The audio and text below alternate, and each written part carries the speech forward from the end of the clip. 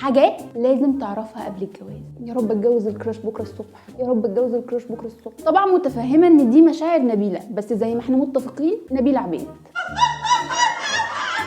ثانيا، هل انت عارفه ايه اللي هيحصل بعد الدعوه دي؟ انت وانت مش عارفين نتائج الدعوه دي ايه. انتوا ما تعرفوش ومش عايزين تعرفوا غير الجزء البلس 18 منها، وده مش عيب بالمناسبه وهنتكلم عنه بعدين. علشان كده هقول لكم على شويه حاجات تعرفوها قبل الجواز. مراتك مش امك علشان تكوي لك هدومك وتنظف وراك، وده لان مامتك ما كانتش الشغاله اللي جابها لك الحاج صاحب البيت، هي بتحبك بس. ومراتك مكانها مش المطبخ مكان اي حد عايز ياكل، فشمر كده وقف معاه ساعتها. لو هي هتطبخ انت اغسل المواعين، لو هي بقى طبخت وغسلت المواعين فانت انشر الغسيل. الجواز مناوله مش مقاوله. مراتك مش الدكتور النفسي بتاعك.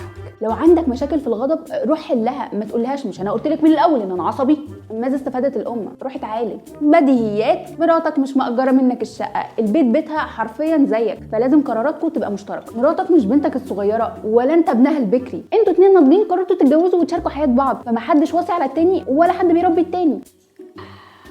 الوزير بتاع حطب من الأسرة الخامسة بينصح الفرعون الصغير قبل ما يتجوز، بيقول له حب زوجتك كما يليق بها، قدم لها الطعام والملابس، وأفضل دواء لأعضائها العطر الطيب، وأسعد قلبها ما حييت بس. وساعتها الفرعون العاشق بيبقى جاهز للجواز.